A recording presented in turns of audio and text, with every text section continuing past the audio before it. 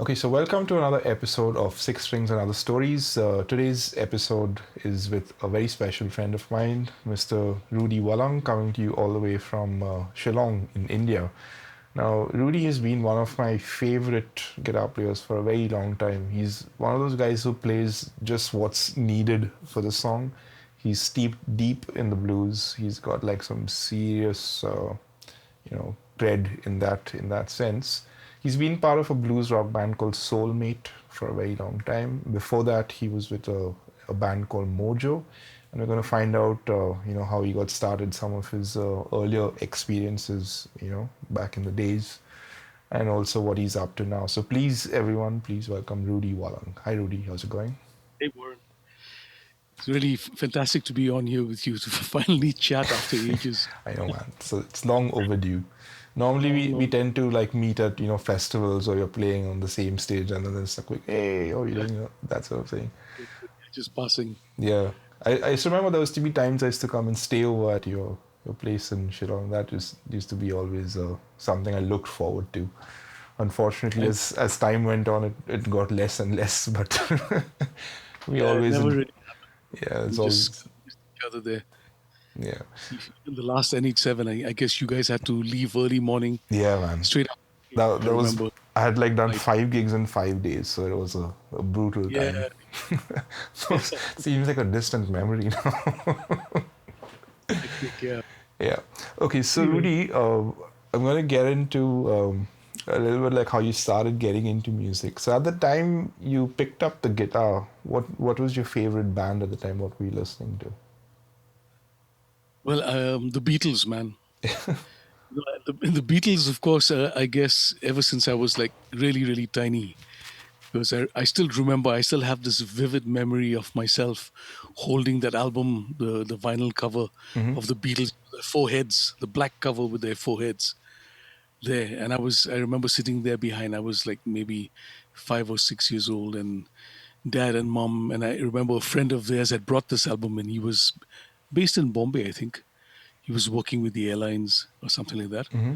And brought this album in, and I was sitting, they were playing this record, and I was sitting there and looking at these four guys, and my mind was like, okay, that music, and trying to put two and two together, Yeah.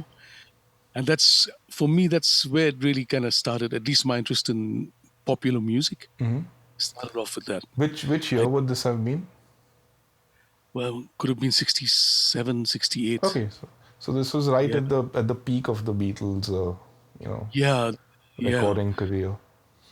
yeah. So besides that, I mean, dad, like, he was in a band and he was a musician, so he had all his friends over, jam sessions happening, and they would be singing all, the Everly Brothers stuff, and Tom Jones and the old country western songs.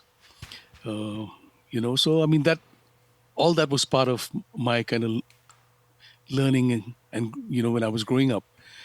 And then, of course, when he used to play in KL, my mom being a teacher here in Shillong, uh, dad would have a contract every 3 months, starting Mm-hmm. December, Jan, Feb, in Calcutta at Trinkers Okay, yeah. on Park Street. It's still there Yeah, right now. I yeah, think yeah. they've tried to revive it again. Excuse me. So, yeah. So what would happen? Mom would be working as a teacher for the rest of the year, and in these 3 months, she would take a break, pack Brian and myself up,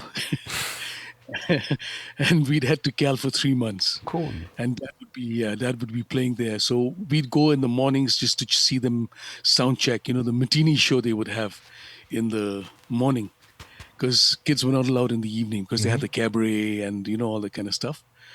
So in the mornings we would go there, and then we would. That's where I saw Usha for the first time. She was just starting out then, Mm-hmm. and the band called the Fentones. You may have heard of them, the Fentones from Shillong. Yeah. They won the first Shimla Beat contest. Cool. Yeah, so the Fentones would be there, and Dad was actually, he was a crooner, so he would go on his own, Okay. and the Fentones would back him up. For me, it wasn't, just about guitars or anything, because I was too young to really know all that. Okay. So for me, it was like the collective sound that was coming out of that stage, and watching these people playing and and singing, Dad singing. Dad would play rhythm, mostly rhythm, kind of just backing himself up with an acoustic guitar, sometimes maybe a six-string electric, you know. But then there was this gentleman who played guitar with the Fentones. His name is Shillong Giri. Okay. So yeah, so yeah, like I said, he's still alive. He must be in his early 80s now. Okay. Yeah, and so I still remember them. Later on, I came to know that they were playing songs by the Beatles and Oh, the okay. Vanguards. Uh, what was that other band? The Shadows, the Ventures. Ventures, You yeah. know, All all the the music of that time. yeah. And then when did you get into the guitar? When did you realize that okay, this is something I want to do?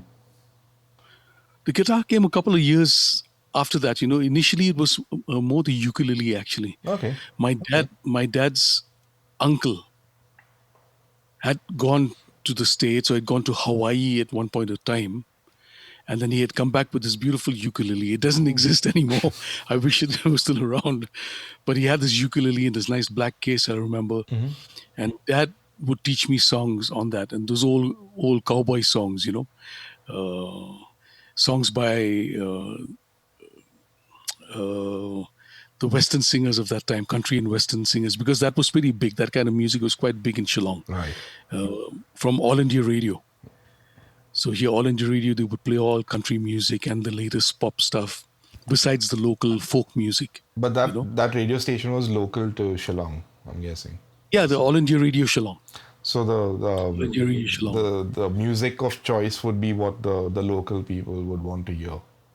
Yeah, and our people out here like being very musical minded, Exactly. Yeah, that's what I and was going for.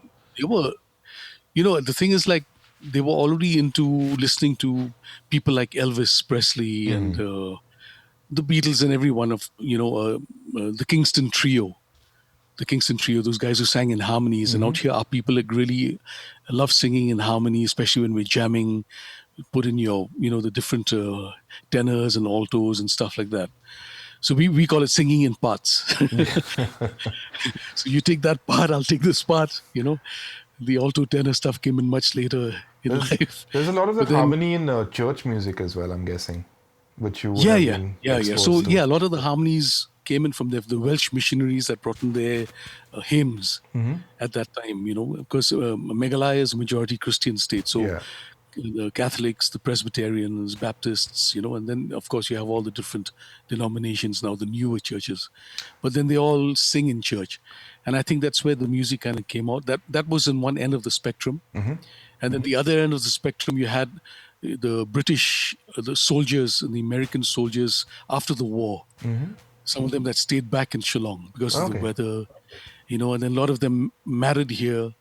They became Not a local. lot of them, but Yeah. yeah, a few of them stayed back, married, met local uh, Khasi women, stayed back, had families here. And then we had the tea planters from Assam Okay. that would use Shillong as their summer base Right. because it was too hot in Assam, so they would all come up here. And then now all these influences, and they would bring their music along with them Right. together with gospel. So all these influences together, I think that's how Shillong became so into Western music. Way ahead of a few other places in India, I guess, There's a at that time. sizable Anglo-Indian population as well in Shillong, right? Yeah, yeah. Not as much as Okay. not as much as Calcutta, because Calcutta, of course, was a different scene again with Right. the shippies and all that happening. At that Yeah. time, Calcutta was like big, Right. really big. It was like I was just telling some people it was like what Beale Street is today.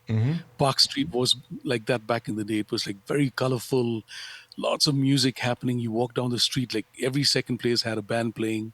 You know, Mocambos and Yeah. Trinkers was there, and then the Park Hotel, the Grand Hotel. So there was no dearth of music happening. Yeah. And for you, was it like Shillong, a bigger scene compared to Shillong, or was there like, much bigger. yeah, Like the bright lights, big city. yeah, Bright Lights big city. So for my young mind to kind of go through that, from Shillong, a small little sleepy hill town, yeah, suddenly you get to go to Calcutta, walk on Park Street with all these lights, and then music, and there were a lot of things that were happening. Sadly, no more. You know, yeah? But then, So for yeah. different era. So yeah, but then it was totally, and it was like so exciting every time we had the dates came to go to move to Calcutta. Man, I mean, really excited, and this happened for about 5 or 6 years at that time. But when did you see your Uh, first electric guitar? dad's dad's guitar. He had a white Strat copy. Okay, I cool. don't know who made it for him, but I remember he was really proud of that guitar. I think Brian might have a few photographs. Yeah, if I get hold of them, I'll send it to you. But it was locally made, I think, here. But Cool, yeah, that's awesome. the yeah, very very nice, and I still remember the fretboard also was like really smooth, and it seemed something that maybe that's why I got into Strats. Yeah, Just the shape of that guitar, must have stuck in my head yeah. when I was a kid. I And guess I yeah, got and into then Strats because my dad used to play a Fender Jazz, and the closest thing guitar-wise to a Fender Jazz was a Strat.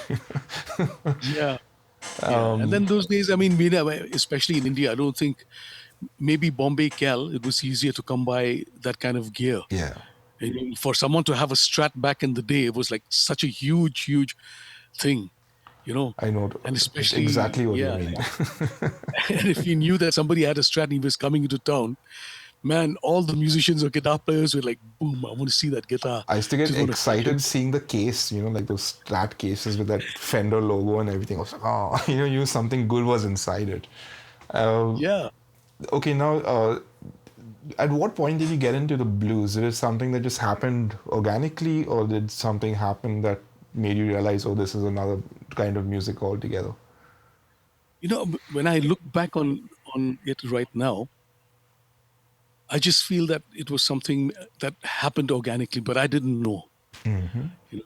Because of the music that I listened to, the music that I grew up with, um, constant like stuff on the radio, and then of course like the records, mom and dad's record collection at home, and then we had a good friend, family, friends, neighbors, and they had a fantastic record collection. So I would go there every day after school in the evening, sit down in front, and they had a changer, so you can pile them on. And so they would put that on for me, and I'd be listening to all those records like the Trogs and the early Rolling Stones and Jim Reeves and Dave Clark Five, you know, so stuff like that. So for me, it was music, and I really just loved it. I didn't think about whether it was blues or rock or Yeah. pop. I didn't know anything about that. For me, it was just like music that made me happy. Yeah, but I guess a lot And of then that music would have its roots in the blues. Like even the Beatles, like you mentioned, exactly, there's so much of that comes from the blues, and you realize later on, exactly, oh, that's where it's coming from. So when you're a kid, yeah, you yeah. don't I really mean, realize. I guess you just like it because you like it, and then that's what there's because it something in moves it. you. There's something in it that grabs you, yeah. And then you Yeah. just trace further back, and oh, that's what it's all It about. was, yeah, but yeah, and then, it was only, and me, like a young kid growing up in my teens as well, I would listen to whatever music was available those days, cassettes. Or sometimes my folks had besides the record player, they had a spool, Akai or a Grundig setup, those old spool players. So I remember there was a brother in the school that we studied at St. Edmunds, and he sold a bunch of these spools to mom and dad. And there, I didn't know at that time. I first heard Led Zeppelin, and I first heard Frank Zappa, Yellow Snow, and these things kind of got me. Yeah. And then I heard Linda Ronstadt. So all this music was on those spools. Okay. I was like 15, 16, so quite impressionable at that point in time, that age. Right. So I was just kind of lapping all this music up. I said, wow, Led Zeppelin Communication Breakdown. I still remember that. And there were no names or anything Yeah. written like that. So I was kind of like trying to figure out which band Did you this have the was. full first Led Zeppelin album? Because a lot of that album is blues basically. Yeah, but no, I just heard Communication Oh, okay. Breakdown. I Just that think it one was song. just a collection of songs on these spools, And then, Yeah. of course, Frank Zappa's Yellow Snow. Yeah. And his lyrics and the music kind of just like got me. I was like, who's this guy? That's an awesome album. It's called Apostrophe for those of you who want to Apostrophe. check it out. Yeah.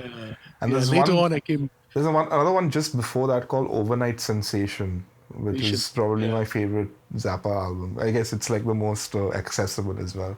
But that was the first one I heard. Again from my dad, who's Frank Yeah. Zappa? Yeah, take this, listen to it. That sort of thing. Okay, so Yeah, it then, was only later on when I met yeah. AJ, when I joined the Great Society, and I met AJ and Lou. So these guys had already heard some of this stuff. So when I played them the spool, oh, that's Frank Zappa. Oh, that's Led Zepp. You Right. know. So now my mind, because those days there was no internet and stuff Yeah. like that. So I'm trying to find out about all this. So whenever after I joined the Great Society, and we would go and play a few college festivals in Delhi or wherever, mostly in Delhi most of the time. I would go and look for magazines, guitar magazines or music magazines, Free School Street, because there you would be able to get a lot of secondhand music magazines. So Yeah. whatever money I would have, I would go and buy these magazines and just read up on them, read up on bands and musicians and guitar players. And it was through AJ, actually, AJ and Lou, that my interest in the blues started kind of like getting a little stronger, because even till then I wasn't really like into the blues like really hardcore, but maybe the music was inside of me. It was probably already there. Yeah. It was already there. I didn't realize it Yeah. because I used to play bass with them when I first joined the band. Okay. And yeah, So, and then your first gig was with that lineup, or was it with someone else? yeah, it was with my first gig. Actually, was I, I just finished school, Okay. waiting for my results, ICSE, and then there were a couple of teachers in Edmonds. They were into music, and we kind of like uh, kind of gelled. So there was John Fudge, Errol Moorhead, and Keith was in class 8 that time. We got him to play drums, and we As in formed a band your called brother Keith. Keith. Yeah. Yeah. So he was still in school, and he was in class 8. And so we formed a band called Jerk. We just took the initials of our names, like John, Errol, Rudy, and Keith. So we were jerks. And our first gig was at the school auditorium. Okay. The brothers gave us permission, and I think we were one of the first bands, whether in Shillong or in the Northeast or wherever, to play Sultans of Swing. Oh wow. Yeah, Yeah, that's a bit of a it just come challenge, out on right? the radio. Were you playing it with your fingers, or did you pick it and? I think I had a pick because I wasn't too sure. I mean, I learned the song off the radio, Voice of America and BBC, because Wow. that time it was in 1980 or 81. So you have to be So lucky I'd to sit catch down the every song morning. also. Wait for the guitar with the song to come on. Yeah, so what I would do, the time cassettes were still there, so I would record, Oh, okay. record the broadcast onto cassette, Right. and something you get the static happening in between and stuff like that.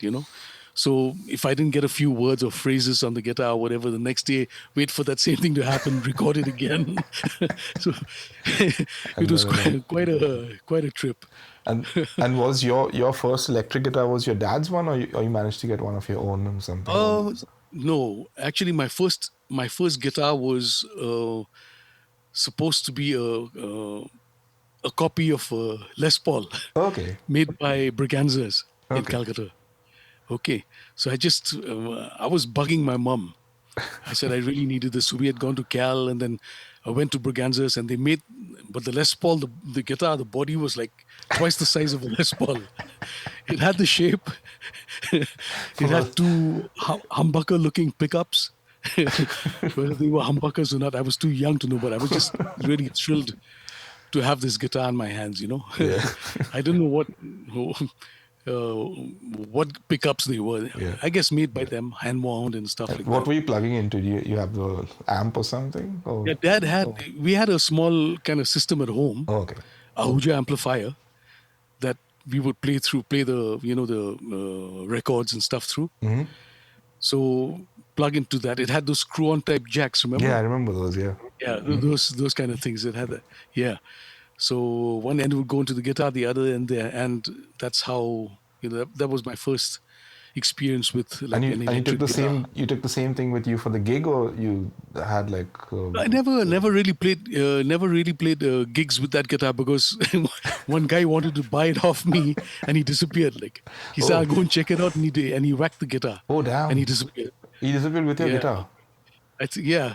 And that was like, and I was like really, really heartbroken. I'm sure. And mom was pissed off because she had spent some money on that, hard-earned money. Damn, Said, man, never give that's- your guitars to anyone. Never, I'm not going to buy you another guitar.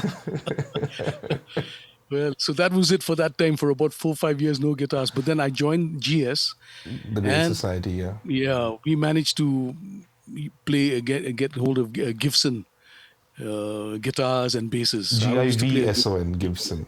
GIVS. So I used to Yeah. play a Gibson bass guitar initially, and then after a couple of years, Guwahati, they had a guy, Joy. He passed away now, but he had gone to the US. He's an engineer, Okay. and his hobby was making guitars. So I remember AJ used to go down to Guwahati very often and hang out there and make tele copies. So my first real guitar was a guitar made by Ragini, by Joy. His name is Joy, Okay. and it was a Les Paul again. Because I was at that point, I was really into Peter Frampton as well. Right. Yeah. So Frampton Comes Alive, that album especially, and I learnt of all the solos and stuff, and I wanted a guitar like that. The, I didn't know it the was three a pickup Les Gibson, Paul whatever. custom. Yeah. You heard the So story mine was about how his kind guitar of got lost and then he found it after like some 20 years or something? crazy in a Mad crash, story. huh? Yeah. It was He was really supposedly lost lucky. in a plane crash and then he got it back because the guitar didn't actually destruct when the plane crashed. Yeah, and he still Mad has it with story. him. He bought it back from someone, I think. Yeah. Okay, Somebody had so found it. I just wanted to know how did you hook up with the with AJ, and AJ is a beautiful guitar player called Arjun Sen, who I think now Yeah, is in Himachal. So right. Rudy and AJ used to play together with Lou Majo, I think, Lumaja, yeah, in the yeah. Great Society. So just let Great us know a Society. little bit of how you met them, how you hooked up with them. Yeah, so those days they would have beat contests in Shillong, and or variety shows where you'd have music, a band playing, or you'd have theater or things like that. So I used to sing solo, with an acoustic guitar for quite a few of these. Whenever they had a variety show like this, get $100 or $200 for a kid like me. That was a lot of money then, Yeah, for you know. sure. So yeah, so I do that. So one day, what happened was like one of AJ and Lou's friends who was helping them organize their first concert called Euphoria here at the State Central Library. So he came to me and he said, like we're planning to do this gig. I hadn't met AJ, although I had heard about it. This guy who used to play slide guitar with a 9-volt battery. So I was really wanting to meet him. So Lou, of course, I knew Lou because he was very friendly with Dad. He would drop in anytime, Okay. drop in home. So I knew Lou. But AJ, I wanted to meet. So this guy, Jim, he came over and he said, so they're planning to do this gig. So we would like you to sing a couple of songs in between when the band takes a break. So I said, sure. Like, say, if you're on for it, okay, then tomorrow morning you come to Victory Restaurant. Okay. This is a restaurant that was like the band's headquarters, Great Society headquarters. So he said, Lou's going to be there at 9 a.m. If you're interested, you come there tomorrow morning at 9. So I went the next morning, met Lou, and then we had a chat. So I said, yeah, I'm on. Like, I'll play 2 or 3 songs. Then he said, by the way, have you played bass? Have you ever played bass guitar? So I said, no. He said, would you like to try? So he said, that thing is, we got this gig like 1 week and we don't have our bass players yet. The guy who's supposed to be playing bass, he ditched them or something. So I said, okay. And I was still young. I said, okay, let's give it a try. He said, all right, you go with AJ now, and AJ will teach you the songs I'd never ever heard of in my life. People like Jim Capaldi, we did a lot of Jim Capaldi back in those days. And Lou was a big fan because Lou being a singer-songwriter, Yeah. so he had heard all these because he had been to Nepal and he came back and he brought a lot of tapes with him and stuff like that. So we had these and records, and of course Roy Buchanan and the Snake Stretchers, his first album, Messiah Will Come Again. That was AJ's big influence Right. right then. And of course, the Rolling Stones. So we would cover Freddie King and Jim Capaldi and the Rolling Stones, besides Lou's own, his own songs. So for me, this was a brand new experience, totally new. Never played bass, never heard these songs. So, I went into this blind, but then I was so grateful, for that because, within a week we went and did the gig, and then that was the start of the Great Society that way, Okay. you know. Yeah, And and how then I long were got you with into it. them for? 12 years, man. 12 years, 5 years of playing bass, 7 years guitar. Who was the drummer when you joined? There was a guy called Bert Cooper. Okay. He's passed away now. So he used to be in a band with Lou prior to the Great Society, a band called Blood and Thunder. Okay. And they were a really big name in the Northeast. So you were a four-piece at the time? The Great Society? Four-piece, yeah. So AJ, Lou, Bert, myself. And then Sam came into the picture because Bert, he started getting into, drinking. So he was not very reliable Okay. at times. So Sam got in, and then, he would start playing. And then in time, Sam took over on drums. Right. Sam's surname is Shulai, right? Shulai. Yeah. Sam Shulai. Yeah. Sam plays, he's played with Mojo. Yeah. And then he's played with... The first time Soulmate. I met you all, it was with Mojo, and then Sam was on drums. And then at the time, I think Fody was on bass. Yeah, the thing is, what happened was when, after the 5 years in the Great Society, AJ decided we played a gig in Delhi, and AJ decided to stay back there. Okay. Because he wanted to get into jingles and he wanted to get into documentaries and stuff like that. And at that point, he was playing the nightclub scene there in Delhi. So when I was the only one who knew all the guitar parts. Because you had been playing the stuff for like so long, yeah. Yeah, so automatically, I took over the guitar role. Just in between that, Kalyan Barwa. Okay. So he played guitar for a little while with the Great Society. That's interesting. Yeah. I didn't know that, yeah. For about maybe 2-3 months, because he was actually a salesman. Before he got full time into music. He would come up to Shillong, and I think he was selling, I forget what it was, air conditioners or typewriters or something like that. He was a traveling salesman. And any chance he got, he would come up to Shillong.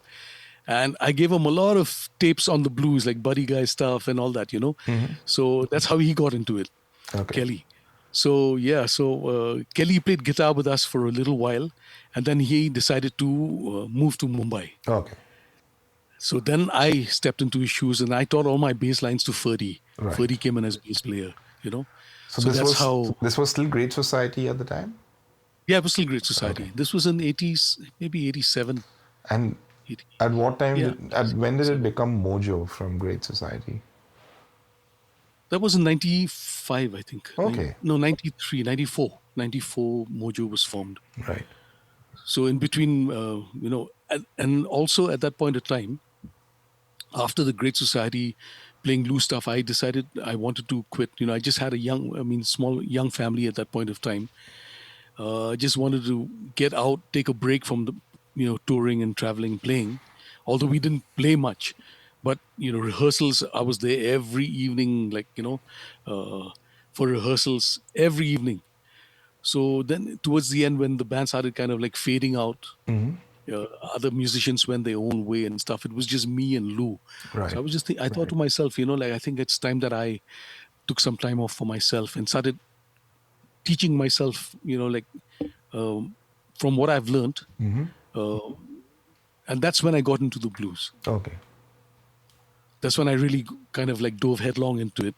Because at that point of time in Shillong, a lot of tapes on blues cassettes used to come in from Thailand, I think, via Nepal. Yeah, I remember those. All the smuggled butterfly cassettes. Yeah. The Butterfly brand was very famous. There was another one called Thompson Original. Did you ever get some of those? Yeah. Those I think were from the Middle East. Time, all pirated stuff. Yeah, all pirated. And Shillong was flooded with a lot of the old, Lightning Hopkins and Memphis Mini and Muddy Waters. And suddenly there was a inflow of this music. So I would just go and just buy it. There was one guy in town who used to sell cassettes. I would go there and he'd give me a call. I mean, those days, like the landlines. So this is coming. So I'd rush to Police Bazaar and pick up as many tapes as I could. And, I started getting back into acoustic guitar. Because up to that point, I just, with GS, we were playing all the electric blues, Freddie King, B.B. King, John Mayall stuff. So for me, it was listening to the acoustic blues, and then at the same time trying to trace back, because I was into Clapton, into Jeff Beck through AJ, at least Jeff Beck through Yeah. AJ, because one of AJ's guitar heroes. Yeah, definitely. He's Yeah, got that so style down. I started trying to trace these guys, these guitar players, and see where they were coming from. And then, going back, and I said, okay, Clapton listened to Freddie King, and then he listened to Buddy Guy, and went beyond. And Buddy Guy, Freddie King listened to this person, Buddy Guy listened to that person, and they all, it all went back to the same point. Yeah. All of them came from Robert Johnson and Son House and things like that. So I said, this is like quite weird, but then it was quite a revelation for me. And then when these cassettes started coming in, the acoustic blues, like very raw, very soulful, like just kind of, I used to listen to them like it was my food, my soul food every day. And I started trying to play Lightning Hopkins style acoustic guitar and things like that, And but then in time, at the same time, like I was with the new family, needed some money. So I used to help my mom in her school. I used to go to like work in the office there, take care of work there, come back. And then one day Sam comes to me, he said, Rudy, like, there's a fete happening in Jowai. Jowai is where the NH7 thing happened. It's like a festival, right? That's Festival. No, fete. A fete is like actually a little fair. Yeah. Different localities have fetes to raise money for the locality and stuff. So Sam is actually from Jowai, but his family settled in Shillong. He's Jaintia. He's not Khasi. Okay. So he said, let's go. We need some cash also. Let's go and play this fete, man. So I said, who all? He said, you, Ferdy, and me, three of us, we can go. You sing and play guitar. Ferdy can sing a few songs. I'll play drums. So we went as Tom, Dick, and Harry. What's your band name? Yeah, Tom, Dick, and Harry. I don't know who Dick was, but then nobody wanted to own up. But then we went and we became quite a hit, And I was getting into Hendrix also at that point. So we did a lot of Jimi Hendrix songs. Besides stuff that we learnt from the Great Society, we did a lot of J.J. Cale, John Mayer. So a lot of blues influenced stuff, and I mean, little was I to realize that would be my kind of like grounding. Yeah. Because I didn't think of all this stuff then, right, where I am. Yeah, I think for me it was music that I loved to play and sing. And we became quite famous around these parts, and we did a lot of shows as Tom, Dick, and Harry. Right. Till finally, one day we said, let's form Mojo. We sat down with Bob over a couple of drinks and a couple of smokes. We need to form Mojo. So that's how Mojo happened, and we decided that we'd write our own stuff, our own songs. Bob was a songwriter. Right. So some of my songs, one or two of Sam's songs, and that's how Mojo was formed. And we said, okay, we won't play just the blues. We'd play the blues. We'd do reggae because we were into Bob Marley and Peter Tosh. So we did a lot of reggae and rock and roll, a lot of Chuck Berry. I love Chuck Berry. So, so things like that. So we were kind of a roots music band, Mojo. Because when I saw you all, this would have been, I think, late 90s.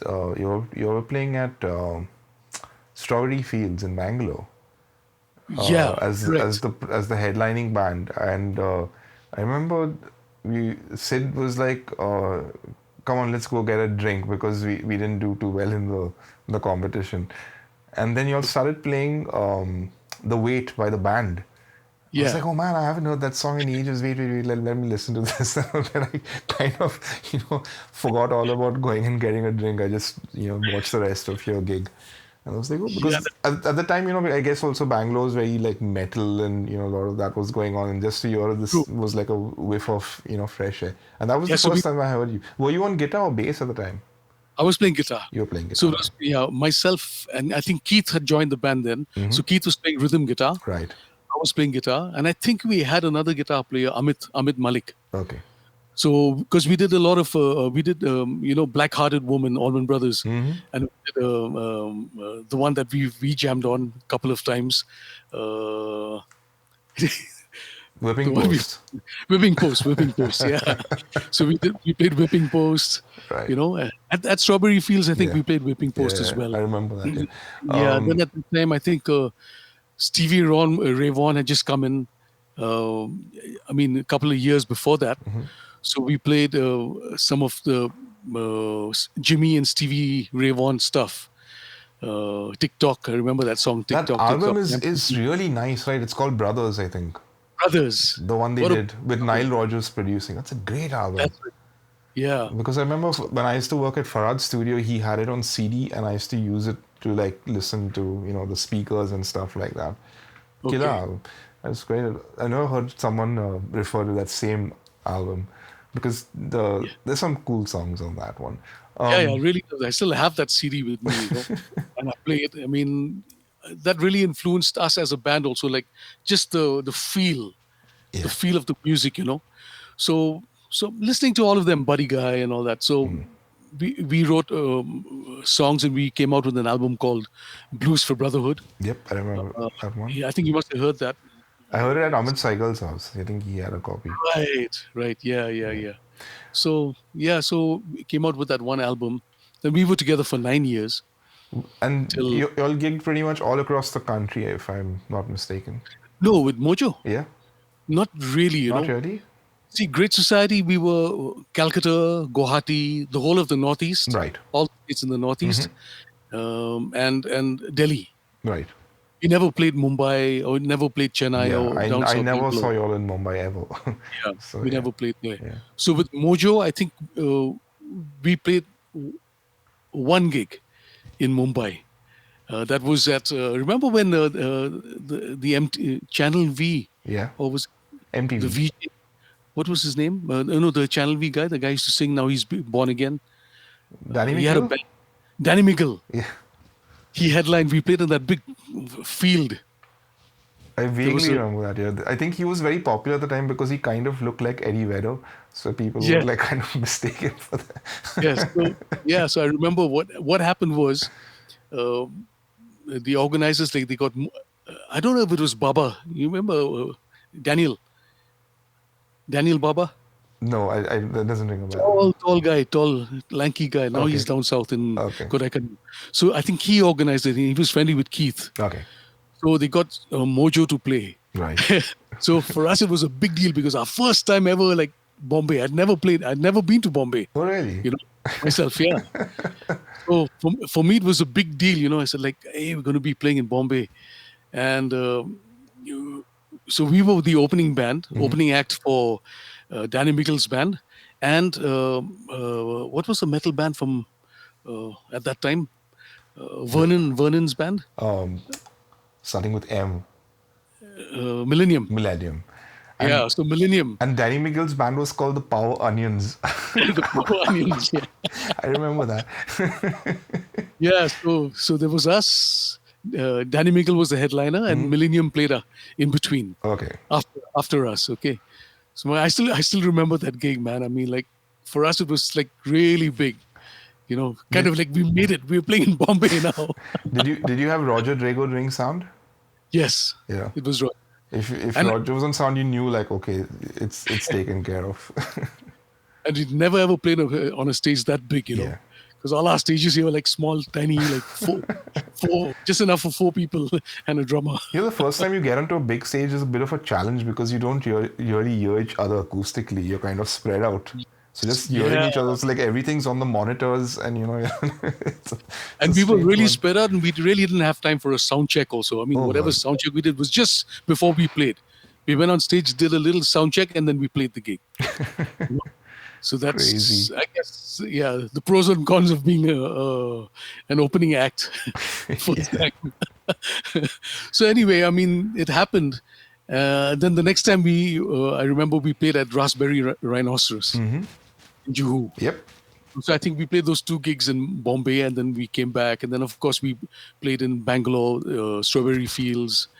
Then we played in Calcutta a couple of gigs, and then Delhi, of course, Mojo played quite often. Again, it was the university and college festival circuit, So yeah, so that was about it. I mean, Did y'all ever do any of those IITs and those kind of yeah, Mojo, we played an IIT gig, and Pentagram was headlining. Okay.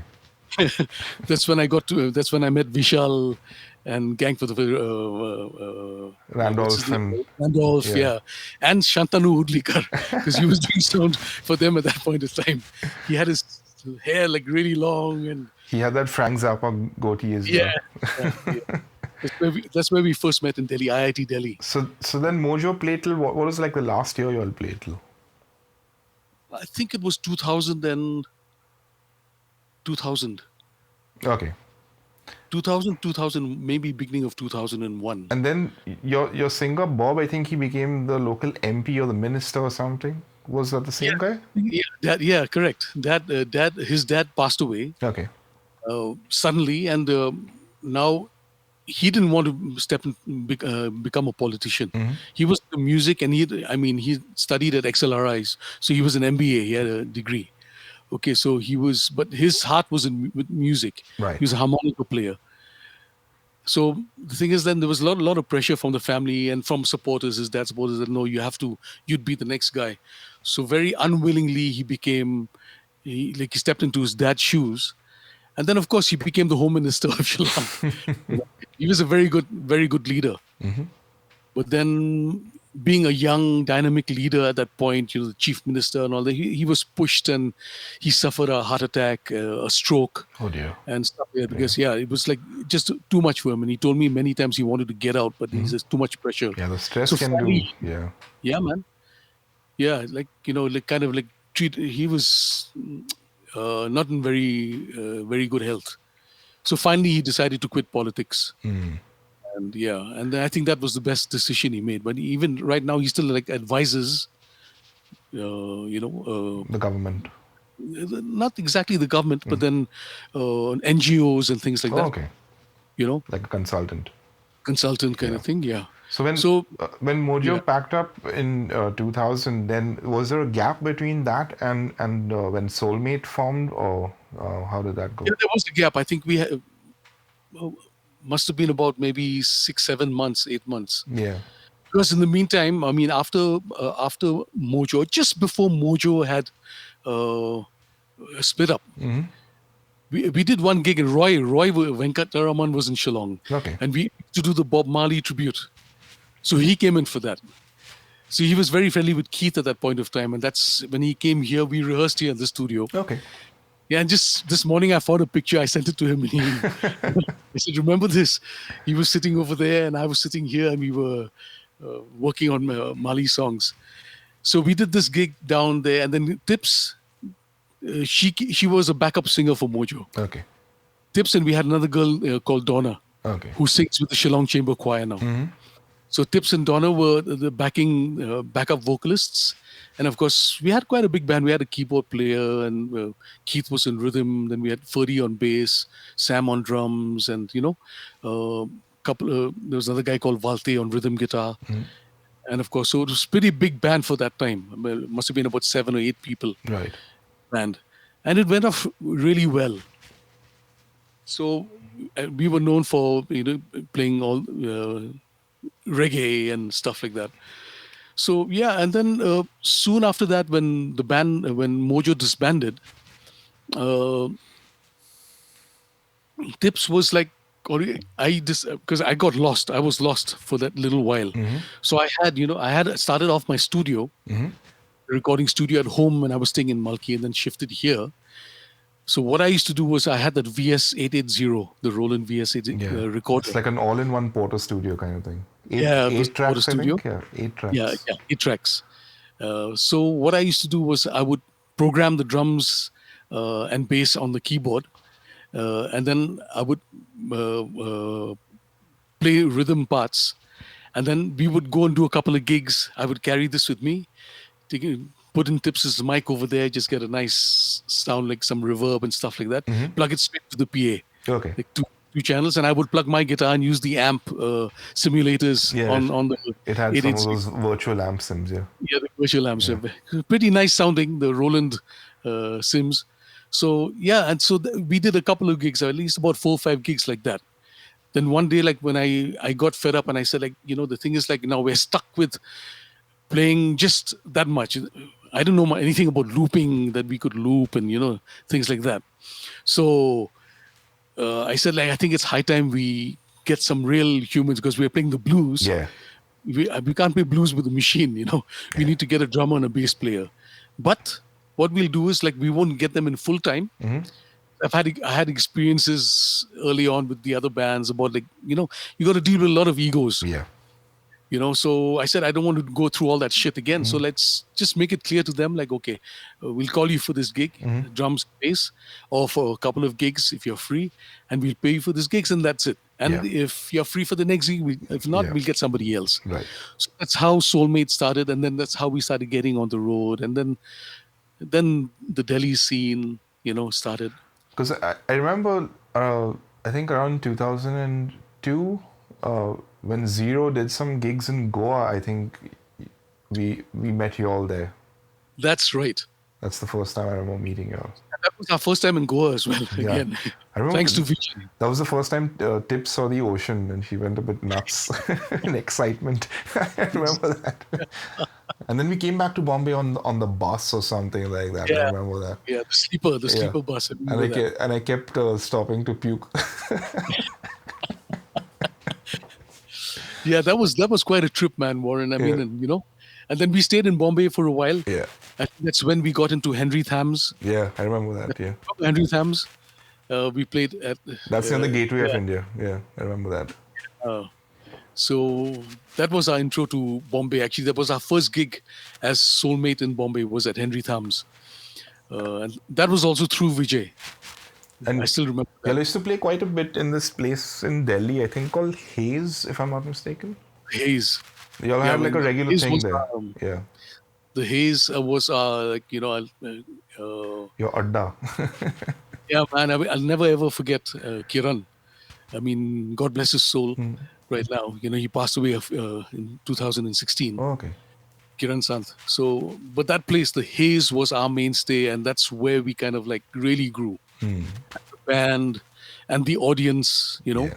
the Haze, and of course when Amit Saigal was around, Amit's, the pub rock fests Yeah. that you have, then the Great Indian Rock festivals. So I mean, playing these two places, like the Haze was a small nightclub kind of scene, and of course the pub rock fest was another. But Amit took us to places we'd never played at. Right. Yeah. And I'd never heard of the blues. Yeah. For them, it's either metal or Brian Adams or things like that, So we introduced the blues to a lot of these people in a way, like, Yeah. And Delhi, of course, I mean, the Haze, we started getting a lot of the people from the embassies coming in. And the Haze became quite a well-known place. Right. We jammed there as well, I remember. I had Whipping- just come back from New Zealand. I remember I was staying with Amit, and he took me along to your gig. And then you saw me, and I was like, "Oh yeah, why don't you sit in?" And I was like, "Really? We have not practiced with you or anything." He said, "Ah, no, you'll be fine." So I think I started off like playing one song, and then I ended up like playing the whole gig with you all or something like that. It was really good fun. Yeah, it was really good fun. It was a heap And of the Haze, even though it was not acoustically sound and all Yeah. that, it had a really nice vibe. yeah. That's the main thing. You felt like playing. Yeah, and the people that landed up there, like, but I'll tell you, there was a gig where with Amit Saigal had arranged at Hamsad Vani Theatre, one of the Great Indian Rock gigs. So that Them Clones was on the bill, then Bhayanak Maut, and then there was another band, and all these bands were playing either metal or rock, and we Joint Family, the other band called Joint Family. I don't you remember them? Delhi band, yeah. Yeah, yeah. So Amit put us in between Joint Family and Bhayanak Maut. Yeah, imagine. And we were like, I was a little nervous Yeah. because like seeing the crowd full of metalheads, all those black t-shirts with their metal, the death's heads, and these guys like with their signs. I said, shit, man, like we've got to go and do something, otherwise we're jacked Yeah. tonight. But we went over pretty well because I think they'd never heard that kind of sound. So we did a little of the heavy. We did a lot of Hendrix and some of our stuff that's a little more blues rock Right. oriented, Yeah. So I think we went on pretty well. And then slowly, that gig, I think, was a turning point in Soulmate's career as well. Because after that gig, then a lot of these young guys and girls would be at Soulmate shows. Okay. At the Haze or wherever we played, they still come with their t-shirts on those metal t-shirts, but then they were there, and I think for them it was kind of a new sound Yeah. uh, that they never heard before, or something like that. Yeah. And I'm But grateful to Kiran and Amit, man. the funny thing is, that metal is like a distant offshoot of the blues in any case. If you look at the Yeah, trajectory, it all goes back again anyway. yeah. It all goes back. There's this guy on YouTube I've been watching. His name is Bill McClintock. So he takes like hard rock or metal songs and he takes R&B and soul vocals and he superimposes the two. So you have Okay. like Aerosmith Sweet Emotion with Aretha Franklin vocal, and it seems to fit together Okay. like pretty well. It's kind of interesting because both these, I mean, Very much. have kind of been birthed by the blues, which is interesting. So Yeah. now with Soulmate, which is something you're still doing, so you started off with I think Ferdy and Sam as your Yeah. initial Session players. Yeah. rhythm section, and now you've got your kids on drums Yeah. and bass, which I think is amazing. It's like you've got the family on board. Yeah.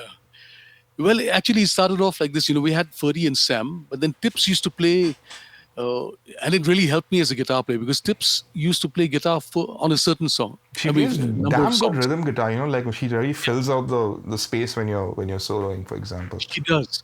But in the beginning, like she wasn't too sure of a lot of Yeah. songs. So, that's where like it was more like a three-piece band with a vocalist with Tips singing. So that's kind of like I learned a lot of things there, like rhythm playing, Hmm. like where I had to fill in rhythm and a couple of lead fillers here and there Yeah. to back up the vocals. Hmm. Aligning certain words and phrases and stuff like that. Hmm. So that really taught me a lot in those like 6-7 years at the Haze. And then when Tips would play rhythm guitar, fine. But then I was thinking, like, man, we really need a rhythm player, Hmm.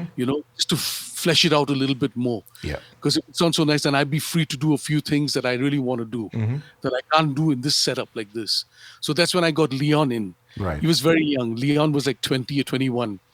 So I would teach him all the rhythm parts, Hmm. and he made quite decent rhythm because like, he would stand quietly in the corner there, and I say, okay, you play this, and for this part you don't play. So he listened to that.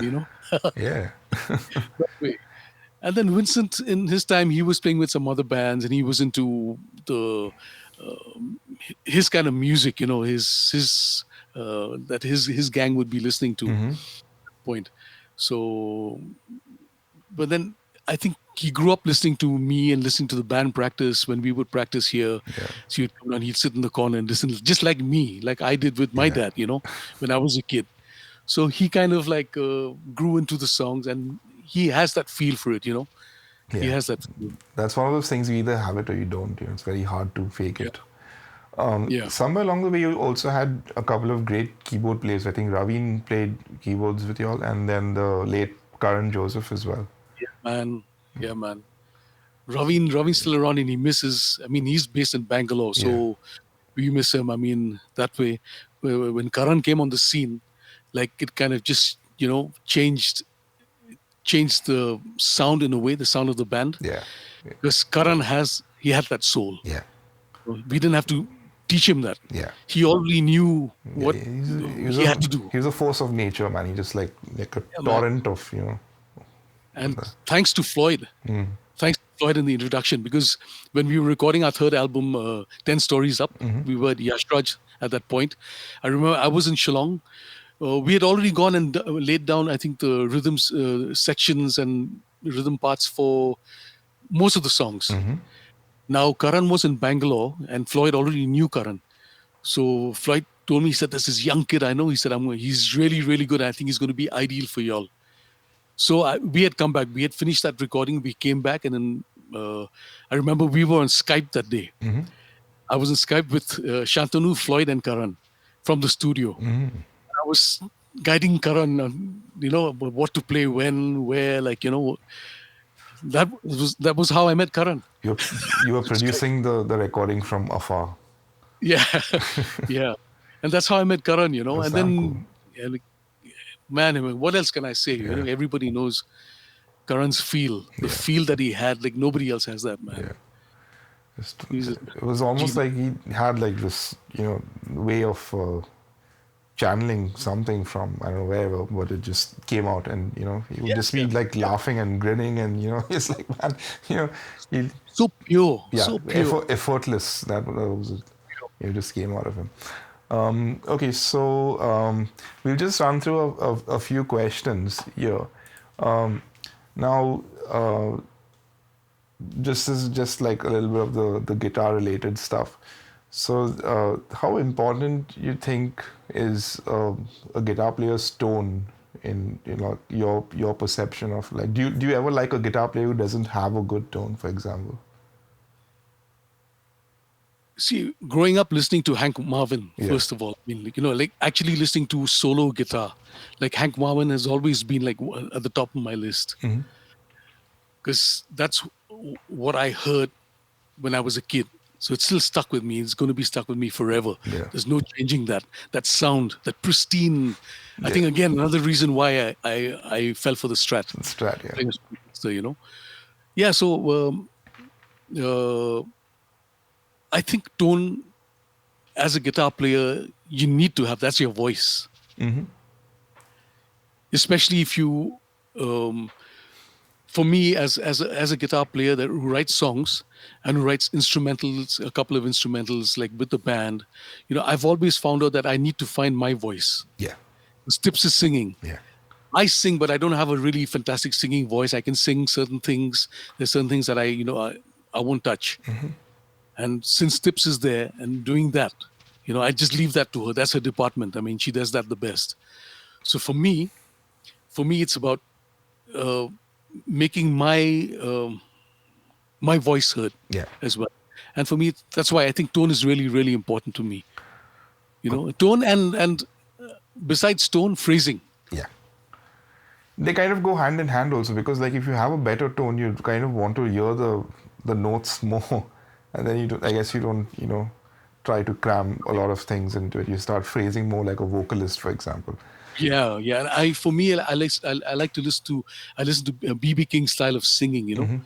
BB King or Van Morrison, the way he phrases, the way BB King phrases, or Aretha or Coco Taylor.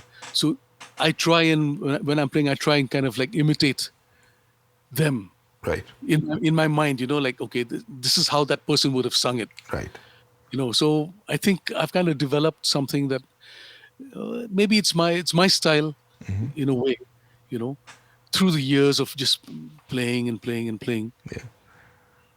Now, how important do you think the gear is into getting the tone that you have in your head? Because I've seen you like plug into that line 6 pod, the kidney bean, and that into like a rental amp and sound amazing.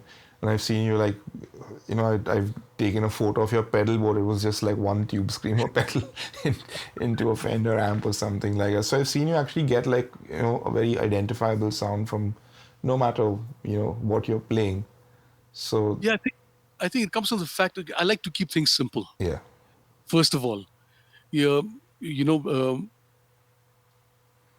I think the simpler it is, the easier it is for us to get through to the person listening. Mm-hmm. I always see it that way. I mean, I understand that way. If someone plays something and it touches me, you know, it really means a lot to me, and I would like to be that person to touch somebody else as well. Do the same So for a listener. Yeah. yeah, keep it very simple, very straight to the point. Mm-hmm. I just feel that. Um, and I've gone through my times of like going through pedals and this. I've tried out everything, Yeah. but then now I've come back again. It's almost back to square one again. Just very, very, very basic, very basic. And then also from the point of view that in India, that one point of time we didn't have much gear. Mm-hmm. Yeah. I got too used to a certain amp. Now I wouldn't get the same amp in a different venue. Exactly. No. So I had to make the most of whatever the sounds I could get out of what I guess my playing, my hands, and the guitar.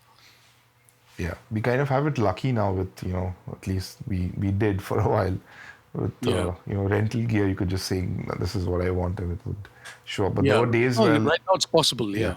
there were days like there was no concept of getting the amp that you wanted. You just make do with whatever Way, was there. man. Yeah. And of course, I mean, growing up, playing through an Ahuja, like Great Society days, like Ahuja. So we just had to make the most of it. Or then after Ahuja, the next step up was a Stranger Nightingale, Yeah. the Nightingale series amps. So it had a little reverb in it. I was happy, and then of course I had my tube screamer straight into the Into the Nightingale. amp, yeah. So I guess that's where I kind of got used to it. I never took gear for granted. You know, Make do with whatever's there. yeah, you have to make the best of the situation. Okay, so the next question is, can you name some qualities in a guitar player that you think are important? Like, what do you look for? Excuse me. For Yeah, me, I mean, uh, you said the tone and phrasing, but apart from that, anything else? well, I guess again, if you're talking about um, tone and phrasing are the most important. I mean, because that's what touches a person first. Yeah. You know, but then again, I feel holding back a little bit, not playing, not overplaying or overplaying over the whole situation. Yeah. Sometimes you need to step back and just listen. And that also again I've learned through my years of performing and playing. It's like when not to play Right. Yeah. more than when to play. Yeah, I I mean, think that's really there are definitely times you can do that. You can just put the full force. You can floor the accelerator pedal, but then it's not always that. yeah. You've got And it. you need to You step need to back. just back it off a You know, bit. Yeah. I think these three are like for me the most important. Besides, of course, uh, different guitar players they have their own styles Yeah. and their appearances and the flash and all that stuff. But then again, it's the content, like what you have to say, that's most important. Yeah. Something that's meaningful. I had this theory, like, a lot of what you think would be like a guitar player's individual style is also coming from the limitations. It's based on what they can't do, and then they make do with what they can, and that's what makes Absolutely. them unique. Absolutely, man. That's very, very true. Because sometimes I think, like, if I could like play everything I could hear in my head, I'd have trouble editing it. You know what I mean? The fact that I can't do it is automatically like making me edit certain things and make certain decisions that Yeah. people then associate, Yeah. okay, this is what he does, for example. Yeah. It's quite And then, interesting. at the same time, when you play, I'm sure you've experienced this as a live, musician playing live, like the audience, the interaction with the audience, and, that also plays a big role. Yeah. Because, like, you're giving them energy and they're Yeah. giving you back that energy, that way. I mean, that's really, really important.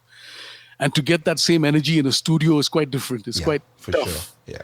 to be in that zone, to There's try and get that. there's something coming back at you from the crowd, and it's like this constant cyclical thing. Like you're giving them something, and they're giving it back to you, and it Give keeps back to you. It's like going. love. Yeah, Give love, receive yeah, love. pretty much. Okay, Yep. so generally, sometimes when I feel like I'm in the middle of a solo and it's going like really well, and I don't really have to think about it. It's almost like I'm detached from it, and it just flows through you, and you just become like an empty quantity. Do you feel those moments as well? Yeah. I've had those moments Yeah. as well. I've really had those. And they've happened, I mean, sometimes very surprising situations, no? Like different gigs where when you see a crowd and, where you find that they're not so interested in the band and they're busy yapping and or whatever, eating and stuff like that. So I think maybe it's because of that situation where you decide, like, screw them, like I'm going to play for myself, and then you just get into it and take that anger and that frustration out, like whatever, and then you just give it your best shot, Yeah. And I think to me it's happened like that a couple of times. Yeah. And it also, like when the rhythm section is responding to you, when you're doing Oh, certain things like while you're soloing, and they are flinging it back to you, and there's that conversation happening. yeah. That makes it like Yeah. even more It's interesting. so good. Yeah. Yeah. It's such a beautiful experience at that point Yeah. when the whole band is like one machine, Yeah, rolling exactly. together. But It's just like you have to just keep those ears open and yeah, listen to what everyone is doing. That's the yeah, only way it happens. And I mean, right, to do that also, right. you need to be able to hear, like if the monitoring's bad, for example, that can kind of, you know, get in the way, that sort of thing. True. Okay, so just a couple more questions. One is, if you could collaborate with any artist, living or dead, um, who would that be? I heard you ask Ehsan that one early on. Well, for me, one of my favorite bass players ever has been Johnny B. Gaden, Hmm. the bass player for Albert Collins. Okay. Johnny B. Gaden, like he's one of my favorite bass players. Like funky, bluesy, he's got it all, you know. And so he'd be on bass, Steve Gadd on drums, for sure. It's like Steve Gadd's groove, like the way he holds on a groove. I Yeah. mean, so Steve Gadd. Then this one rhythm guitar player that I really love. Let me see. I've just written his name. I forget his name. He used to back up BB King. Okay. BB King player. That old guy, the bald guy. Uh, Surely Charles Dennis. Charles Charles Dennis. Dennis. Okay. What a beautiful rhythm player. Like I just love. Like it's. You got to listen to him. You know, Yeah. to feel that. Like tips on vocals for sure. Hmm. And what's his name? Billy Preston Oh yeah. on the Hammond. And me right in the middle listening to all of them. Yeah, that would be nice. The thing is, on a gig where you just play when you have to play, and then you can just listen. Like, yeah, man. Yeah, Yeah. that'd be like the ideal. Zappa was very lucky that way. Yeah. I mean, he used to do that. Yeah. He'd have Steve Vai playing all his solos. He'd go Yeah. sit down and listen to these guys and Yeah. Warren Cucurello Yeah. playing his stuff for him. Even That was John Mayer, sometimes I notice like he's got the guitar parts split between, I think, Robbie McIntosh and David Ryan Harris, and then right. he's got his solos which he plays, and he's singing most of the time. But sometimes you can see his, like the heavy liftings done by those two guys, Right. just so he's free to to be in the moment and Yeah. get that out of So the way. beautiful, man, if that happens. And of course, a great horn section.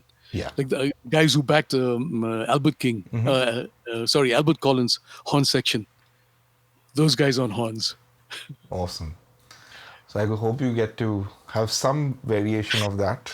Those are my wishes to you. And I'd really want for Soulmate to have like to play with the horn section as well. Yeah, man, that'd be So awesome. really nice for some of our stuff, Yeah. for some of our songs. Get in touch with some of the Island City boys. I think they've got a nice horn section going on there. Have? Yeah.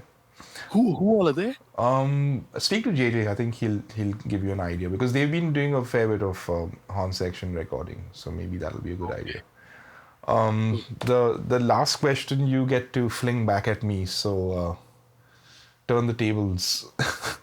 Wow. Oh man, this is a tough one. Anything you want, you can ask. Well, wow, this is a tough one. You can ask me what I had for breakfast this morning if you want.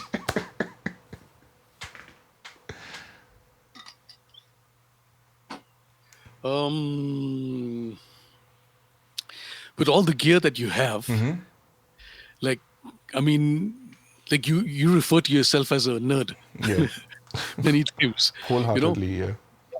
Yeah. What would be like the one amp that you would play through anyway if you had no choice, and if there was this one,